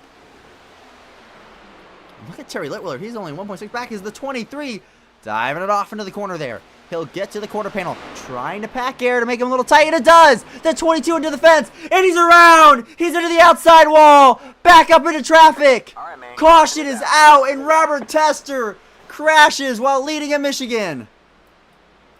Oh my God, Robert Tester, just as I say, packing the left rear with air. He gets a little wide, gets a little tight, and doesn't lift, knows the importance of clean air. Oh my God. As Jim Treat pulls down pit road, I'm not sure why. Let's see that again from Robert Tester's point of view. Oh, Jim Treat crashed. So we have 2 incidents here. One, let's look at the first one. This is just unfortunate. I thought I was going to take the 23 out. He overcorrects to miss him. That's hard contact. The day of competitive for the win is done there. What happened to Jim Treat up here? Oh! Maybe just as bad. Man, the 69 is lucky to get away with that. Wow. Jim Treat and 0X Racing, 2 of their cars, 2 dominant cars tonight, are done out of this race for the win. I mean, those cars are hurt. The 22 might be able to scrounge around, but he's not going to be able to compete for the win. Not with the track being this quick. That was a hard hit. I mean, look at the live timing right here. I mean, look at that car. That thing is destroyed, and now we're going to have green flag. We're going to have caution pit stops.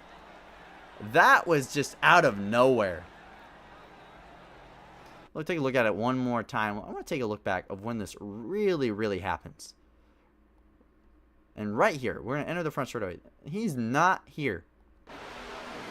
Now, I talked about packing air right as it happens, which I think make me look smart, right? Right here. You're going to see that 22, that air right there is going to get packed a little bit. He feels the pressure maybe of the 23 behind. Either way, he's out of the groove. You can tell he's out of shape right here. That's when you just lift, except that you're going to probably lose the spot.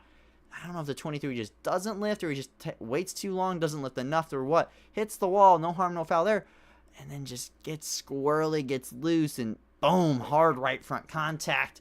You're going to see Jim Treat here. I'm going to take a look at Jim Treat's point of view here in the cockpit. I think he was worried he was going to come back up the racetrack. Goes all the way down there. And the apron of the track is just, you know, so bumpy. Very easy to do when the track's so rough down there and you're going so fast, whipping the wheel around, trying to miss a car spinning in front of traffic. My oh my, though. Wow. And Terry Litwiller. I mean, we talked about this guy, and the whole complexion of this race just got flipped on its head. Absolutely. I could see a new winner now. I mean, Dustin Rogerson and Eric Johnson are still up there. Yeah, Kari Wright is, but Kari Wright hasn't looked very good today. He looks like he struggled. He's been in a wreck. There's damage there. As the 22's coming off pit road. That car still doesn't look right. Fender's still kicked in. Might be able to compete a little bit, but I don't know about for the win. Maybe. Jason Steptoe only 1 lap down now. That man wants one more caution as the pace lights are off. But it is an open book now for the race win. After the big, I mean, that is insane. You could feel the anticipation. The battle for the lead was getting hot. It's getting to pit cycle. It's getting to the time of the race where you have to go. And the 22 knows if he loses the lead now, he might not get it back. He happened last weekend and the Coke 300. He didn't get the lead back from Jim Treat. He couldn't get there. So tonight, he keeps pushing, keeps that foot on the floor, and it just does not work out for Robert Tester. His day is over, or at least most likely the day for the win. Still on the lead lap in the top 10, but man, a tough pill to swallow for a man that looked to enter the playoffs here with a race win or at least the top 5. I'm not saying that still can't happen as long as the car is solidly straight enough. And look at the cockpit view, see if there's... he's kind of offset. Looks fine in the steering. Not quite sure. We're just gonna have to see really once it gets up to speed if there's an issue with that car's handling, with the damage or not. That's when you're really gonna tell if that car has issues. But right now, Dustin Rogerson has inherited the race lead after putting the pressure to Tester. Rogerson, Litwiller front row. We're gonna go green flag again here in Michigan. Johnson had a good roll through the restart zone. Eric Johnson, though, not going to clear, maybe just clearing Terry Litwiller. Akari Wright going to clear into 4th, maybe. Blake Hewlett on his outside. Here comes Brian Matthews in the middle trying to get clean air. Litwiller building the run down the backstretch. Ooh, there's some contact in the back with the 87 and the 1. The 87 is going to duck low on him. Litwiller is, I think, the car to beat right now. He's going to come flying to the front. He passed Eric Johnson once. He can do it again. And talking about Eric Johnson, here he comes for the lead. All the way to the bottom. Big block thrown from Rogerson. Back to the top. He's there. That maybe hurt Rogerson. Now he's on the bottom trying to play defense. The top is so easy to pass. You just get roll and roll the momentum. He is there to the quarter panel. That's going to slow the run down. We see Big racing further back with Akari right down on the apron. Johnson clear for the race lead. We saw Litwiller pass Johnson on the long run. This is where it needs to happen if you're Litwiller. Get by the 23 now. While he's vulnerable, he's going to. Big run for Terry Litwiller. And got to check up a little bit there. Now he'll go to the inside of Rogerson for P2. He's there. The 69 on the inside.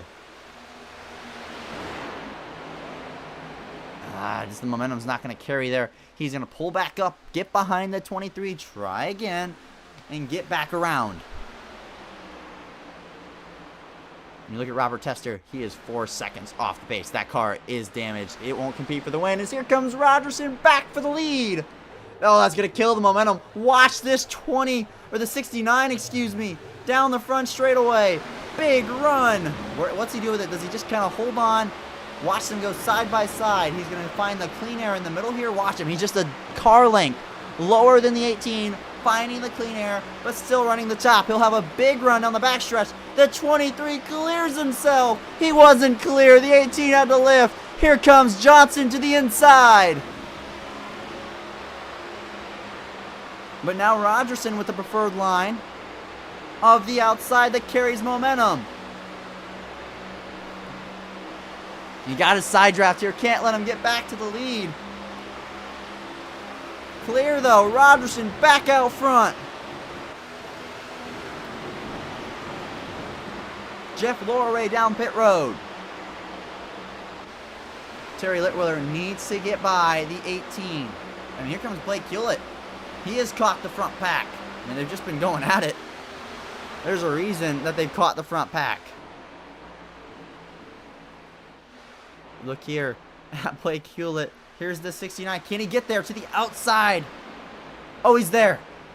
Big run. He's going to do a crossover. Big block thrown. A lot of blocks thrown. 18 to go. I think the 69 gave him a break there. He's also giving him a big push. They're getting right back to Dustin Rogerson. Oh, he gave him the top. Litwiller's been so good in the top. I don't know if that's a good idea. Look at the run off corner number 2. He's going to close to the back bumper here. Johnson's going to close a little bit down the back. Just a few hundredths. Litwiller again to the top. just so good in 3 and 4 through the top. Very different from everyone else who keeps running the bottom in 3 and 4. Hit 17 to go now. Died down a little bit for the battle for the lead. Rogerson has led the race now. He's been very good tonight. Dustin and Rogerson, Robert Tester, Jim Treat were the dominant 0x cars. Rogerson is the only one of those 3 left. Treat wrecked. So does Tester. Tester limping around in 9th, 10 seconds off the pace. Steptoe is the free pass car. He'd like one more yellow to try and take advantage of the lack of competition right now. Ron Millam up into the top 5. Passing Blake Hewlett. This race isn't over at all. I know Rogerson's out here. Oh, Rogerson went a little high there. Way too high. The momentum from the 18. He is there to the inside. Off of corner number 2, down the backstretch. They come barreling into turn 3, side by side. Toyota and Chevy for the lead. Toyota on the bottom, Chevy on the top. Rogerson's going to clear off of corner number 4, but Johnson slots right in. That allowed Litwiller to gain about a 10th or 2 on them. Put him back in contention for this race win. Back in a little bit closer. And look at Ron Millam. He's starting to reel in the top 3. Johnson absolutely ripping the top. Let's look at Litwiller.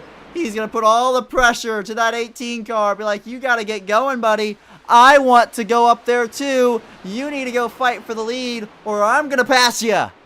Litwiller just keeps getting a nose or 2 out of the outside line of the car in front of him, getting the clean air. Litwiller had a good corner again through 3 and 4. The question will be, will Dustin Rogerson's long run pace be like it was last run? Litwiller was the fastest car that last run, aside from Jim Treat. Jim Treat is out. The long run car, maybe the best one, is Litwiller, but at the front of the field, it's a completely different driving style. Excuse me. Some snaking down the back straightaway with 14 to go. A little early for the snaking, but hey, that draft's big.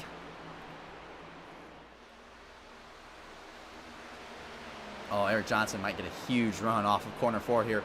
He is going to be there. Entering turn 1 most likely. Very close to it.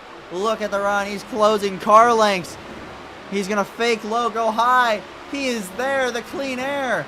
Ripping the top. He's going to check up. Try to arc this corner. Look at the 23. Try to slide up to take the air. Here comes the 18. He'll get a big whiff of clean air on the middle. He's going to close right to the back bumper of Dustin Rogerson. Rogerson now just half a car length clear. Johnson right in his rearview mirror. Rogerson is going to run the bottom, middle lane. Here comes the Johnson doing the same, but arced it a lot more.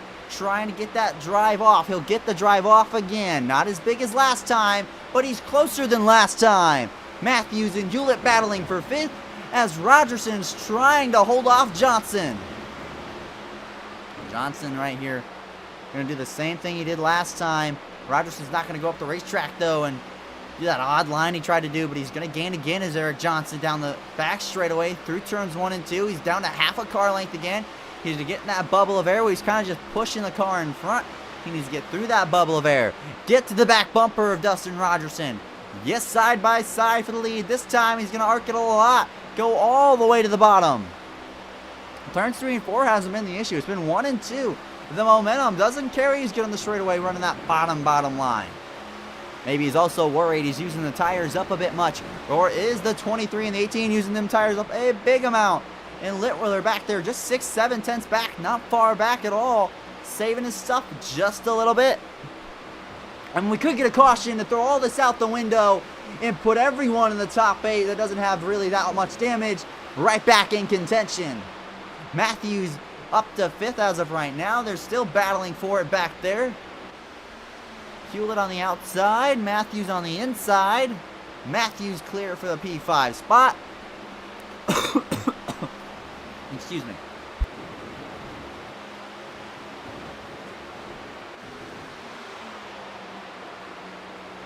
Oh, I had to take a drink there. Throat was getting dry as Matthews and Hewlett continue to battle for P5. Whoa, all out of shape. The 7 of Samuel Longworth. That was a battle caution.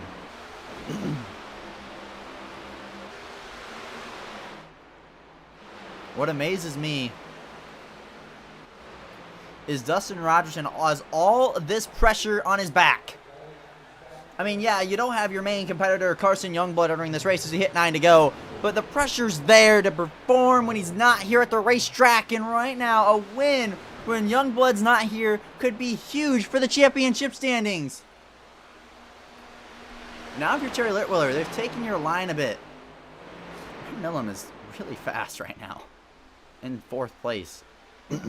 Having a great run is Ron Millam in the 447 machine. Crashed earlier, but man, he's running good right now. As we enter 8 to go, this time by, you see Terry Litwiller back there, has a mirror full of Millam. Millam's going to start giving him pushes though. Giving him big arrow pushes. That might get both of them up to the front too. 5/10 back now. That's like the closest Litwiller has been. And maybe that means Rogerson's car is starting to fade as here comes Johnson looking inside. He wasn't quite there, but he was close enough that I have to wonder, is Rogerson's long run pace affected from that short sprint at the start where he was just going all out as we're going to come here and that Pinnacle Wraps 23 is going to hit the line. We're going to see 7 laps to go. 7 to go at Michigan. We see Rogerson, Johnson, Litwiller, and Millam. All the top 4. 8/10 separate them. As we see the Dustin Rogerson 23 Pinnacle Wraps machine running that outside lane. Not the highest you can go, but pretty darn close. I think the guy running the highest is this 69 car. 6.69 seconds back as I say that. That's kind of funny.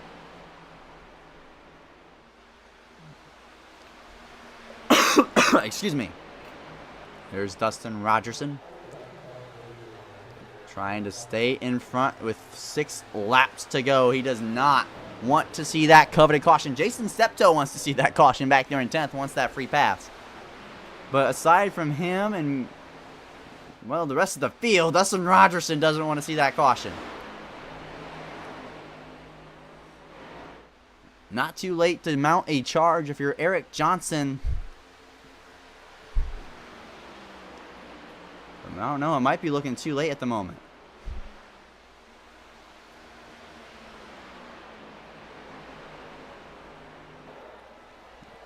Rogerson continuing to pull now. 4/10, almost 7. I mean, Litwiller might take second before we see a battle with Johnson and Rogerson.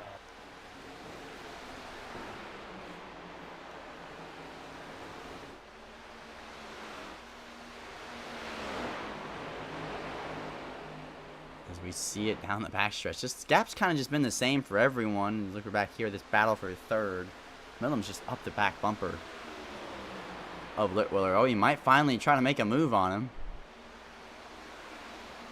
Ron might not have to do much. He's going to have to do a lot because there's the 69 getting a big old run on the top.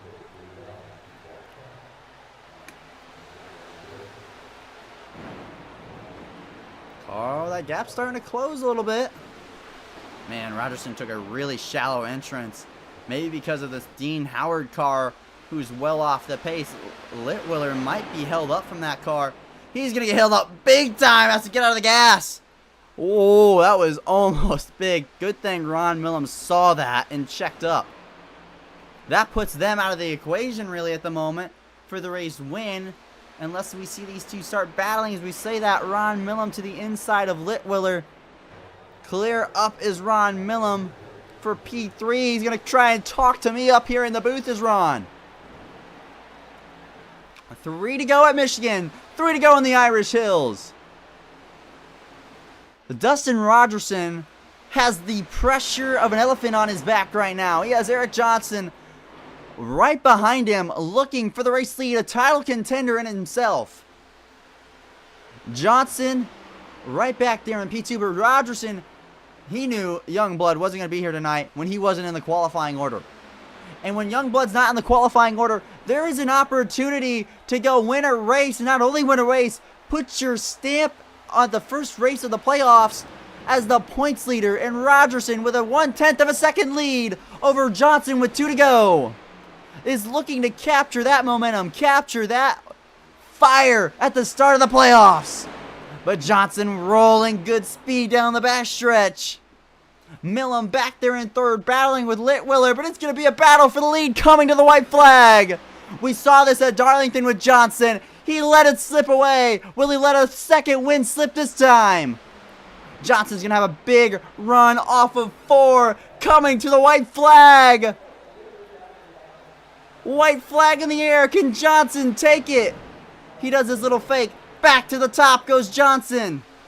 He's going to need to be having a great corner here in 1 and 2. It looks like he might. The 23 out of shape off of corner number 2.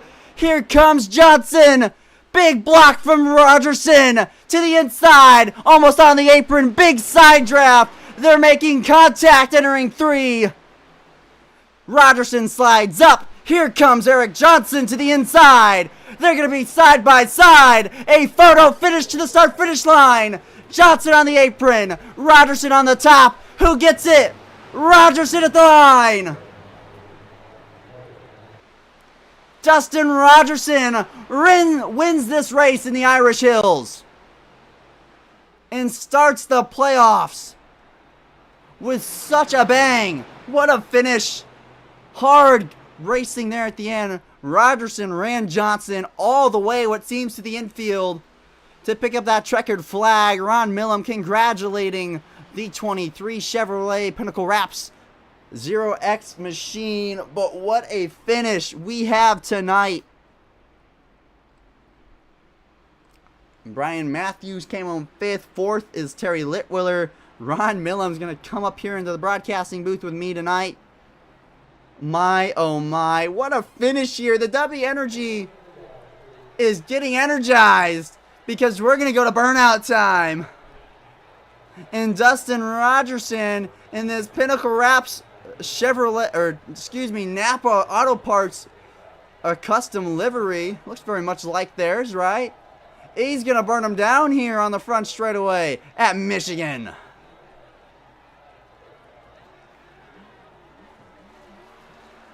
What a race tonight. From start to finish, those last 30 laps all started with the wreck of Robert Tester, which took out Jim Treat. We saw new faces competing for a win that we don't see quite often. And Dustin Rogerson, through all the fire, through all of the racing tonight, captures this checkered flag, fueled by W Energy.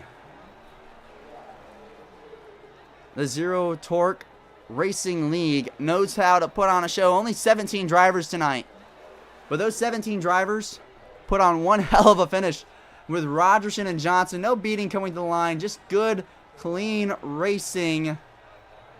And my, oh my, what a finish. Let's get our guys up here in the booth as Dustin Rogerson continues to burn them down here. See if we can get Ron Millam in here. We can get him in first. What a finish. What a race tonight. A fun one from start to finish.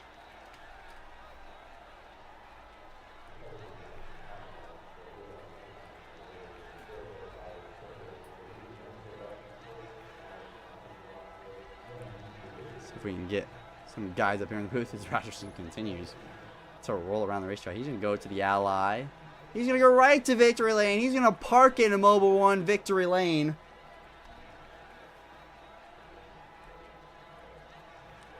See if we can get Ron Millam in the 47 in here.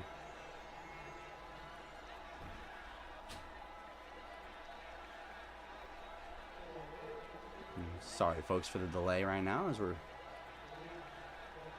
trying to get everyone in here into the broadcasting booth. They're not cooperating. Trying to get Ron here, our third place finisher. I believe he's in the Discord.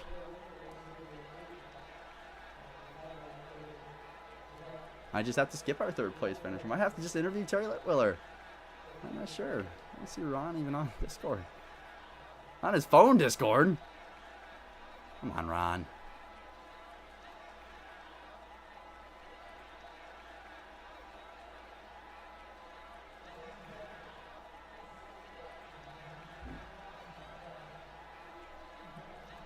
Hello, who do we got up here in the booth with us?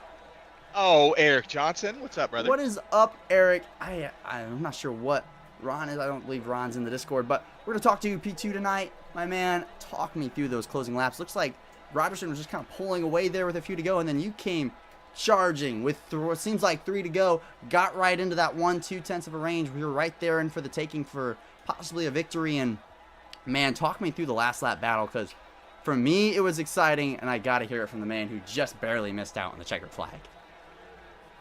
Oh boy, yeah, that was a good little battle there. Basically, it's really hard to pass here when it's just 2 cars. So I was just kind of trying to save a little bit to make one final push there in the last handful of laps, and we did what we could, and Dustin done a good job covering it. I probably could have had him at the line. I got a little bit loose on the exit of 4 there and had to just save it just a little bit, and he just nosed me out. But that's a hell of a finish. Without a doubt, a hell of a finish. I mean, you guys were beating and banging down the backstretch. Looked like Joey Logano at Texas with Michael McDowell there. I mean, you guys put on a show there at the end. I mean, that whole race after Robert Tester wrecked was insane. Every one of the top 10 was racing so hard, yet so clean all night there at the end. And, I mean, what a show we put on. We had a little bit of struggles there with the cautions early, but I mean, you worked your way through traffic. Talk to me about, the strategy. I know it's really hard to pass out there, even in traffic. It seems like sometimes, even though this track is so fast and get big runs, it's hard to make those moves. And does this new aero model at these big tracks make a big difference at tracks like these? Yeah, to be honest, with the new tire model and the new drafting model, the draft, it just doesn't suck up like it used to, so you don't really get the big run like you used to. So I think that's why, I mean, it's easy to get there, but getting around them's a whole nother thing. But really, just the beginning of the race, I just pace myself. I have no reason to be up there. Things get a little wild. People get tight. They were hitting people in the wall. So I just kind of just wait until the end when it mattered. Without a doubt. And it almost worked out. I mean, just 1/100th from a victory tonight for yourself. Rogerson just edged you at the line. But, man, what a great race from yourself tonight. I mean, entering the playoffs, I believe you were like the 3rd or 4th seed. You were very good in the regular season. Came up really short of a few more checkered flags. Felt like you could have been a few more Darlington wins. was ours. We had a little bit of bad luck at Darlington, but they all know who was the fastest there. Oh, yeah, they all know. Their score sheet might not say it, but wrecking coming to 1 to go and still finishing 4th. That kind of says it all, but nonetheless, my man, great run from yourself. Before I let you go tonight, anyone else you'd like to thank? Yeah, of course. We're going to thank the 0X boys, all them guys. We're all teammates, but we're going to race hard.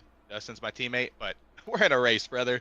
So, we're going to put on a show. If it's paved, I'm racing on it if I'm allowed to. So, and Drew Kuhn with Pinnacle Wraps out there, wrapping the 18, making it look nice and crispy. And you up there in the booth doing what you do. We appreciate it. And Robbie, thanks for putting on the league. It's a lot of work, I know, stressful, and you're doing a good job. Indeed he is, and a great round from yourself, man. You have a great night. I appreciate you. You too. Thank you.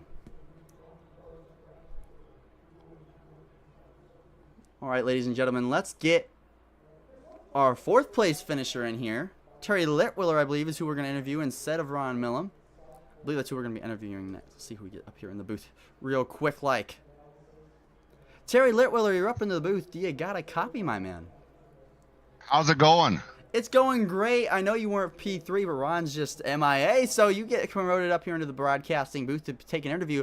Talk me through your night, man. I hyped you up all night because, I mean, you were quick, and at the end of the run there, I think before the Robert Tester wreck, I think you were the fastest car on track. Talk me through your night, and what an amazing night it was. Yeah, we had a good run tonight. I really enjoyed racing in this league, and I really enjoy Michigan. So started off the night just taking care of my stuff and making sure that we were patient, and we had a great run. Got a little help from some guys along the way, got some pushing, and got myself worked back up in there. So it was a good night.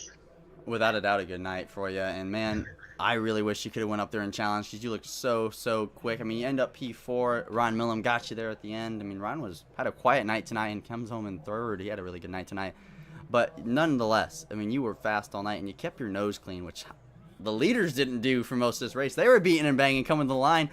I mean, what was your strategy coming into this race tonight? Was it to do what you said, or was it to just kind of, what was the pace like tonight? Because I know you said you like Michigan. Is it is it the drafting style racing here in Michigan, or is it just like the high speed corners, the fast high bankings of the Irish Hills? Yeah, it's the drafting, and it's really hard to pass at Michigan. So you really got to set it up, and you got to think through what you're going to do and be patient about it. So that's kind of the strategy we took. I was sitting, I think, tied for four. Four of us were tied to move on in the playoffs, and so I came into the race just that was my goal was to stay in the playoffs and to get a good run and keep everything clean, and we accomplished that. So I'm really proud of the run we had tonight, and like I said, we got some help through the field. I know Eric was about mid race was giving me some pretty good push and pushing me up through, and I was able to draft off of him and get some more position. So all in all, just happy to be going on in the playoffs, and we had a good night. Well, that a great night, my man. Before I let you go, is there anyone else you'd like to thank before I let you go this evening? Hey, just you guys for doing a great job, and Zero Torque League, great league, great group of guys to race with, and I appreciate them allowing me to get in here and race with them. Without a doubt, my man. Terry, you have a great night. You're a P4 finisher, ladies and gentlemen. Terry Litwiller.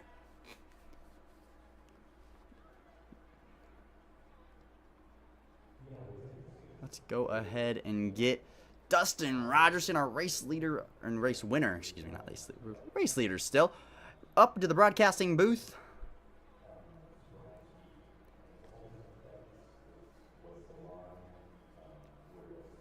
Taking a little second here. Dustin Rogerson, your winner in the Irish Hills. What is up, my man? What's going on, Gage? Nothing much. I just watched probably the best finish of the season, honestly. That was one heck of a race. I mean, the last few weeks, you guys have been putting on shows, but talk me through this one. That final lap was crazy, my man. What did you do to hold off that 18 car's final push? Man, I seen him coming, and like he was saying, teammates out there, but everybody wants it, right? So I was just seeing him coming with the run, tried to get the block on him, and then we're side by side in the turn. I had to tap the brake a little bit to keep and try to hold him down there, and I think he got just a little loose on the exit, and that just allowed me to get him by a nose. And man, that was intense. Hats off to him, because he definitely almost had that. I mean, that your assessment of that is on point, because he said it himself. He just got a little bit loose, and he had to catch it off of corner number 4, and that might have been the difference, but I don't think it takes anything away from you tonight. I mean, you were up there all night tonight. Talk me through, I think, another point in this race when you were right behind Robert Tester, and Robert just hits the wall and loses it. Probably the car to beat there at the end. He was looking like he might run away. What were you thinking there? And then Jim Treat, who was another good car, crashes out. Would you think that those were your two big competitors gone? You kind of thought maybe you had this race kind of, maybe not locked up, but your big competition was out. Yeah, well, this is my favorite track, and I've won a lot here. This is like my 5th win at this track. So, but yeah, going into that, watching Robbie, the lap before that, he had gotten loose and gotten to the wall a little bit. His car wasn't turning, so he was getting tied up front by himself, which was surprising to me because he had the clean air, and with all that downforce, you can usually turn a lot better. But then he got loose. I was able to finally break the bubble. For a while there, I was like in like a draft lock almost. I couldn't get past like 0.7 seconds away from close in on him, and then finally he got loose, and I was able to break that.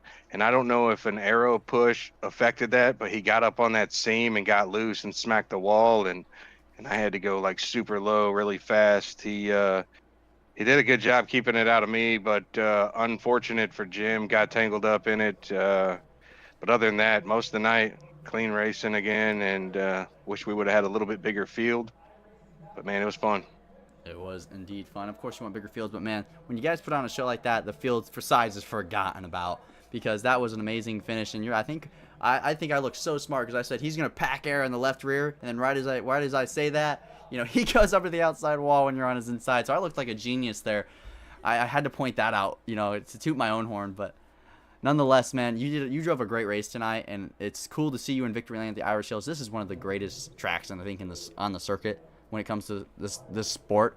I go there every year. It is so fun, and it is such a fun racetrack in real life, and on the game it drives so much just so fun. It's hard to pass. It takes some skill, and it's such a great high-speed racetrack. But before I let you go, Dustin, anyone else you'd like to thank tonight? And I mean, you might just be the guy to beat now after winning this race in the point standings. Well, but I don't know about all that. I'm gonna miss probably the last 2 or 3 races of the playoffs. Unfortunately, so I'm trying to get as big of a lead as I can before that happens, and hopefully I'll still be in the top 5 when it's all said and done.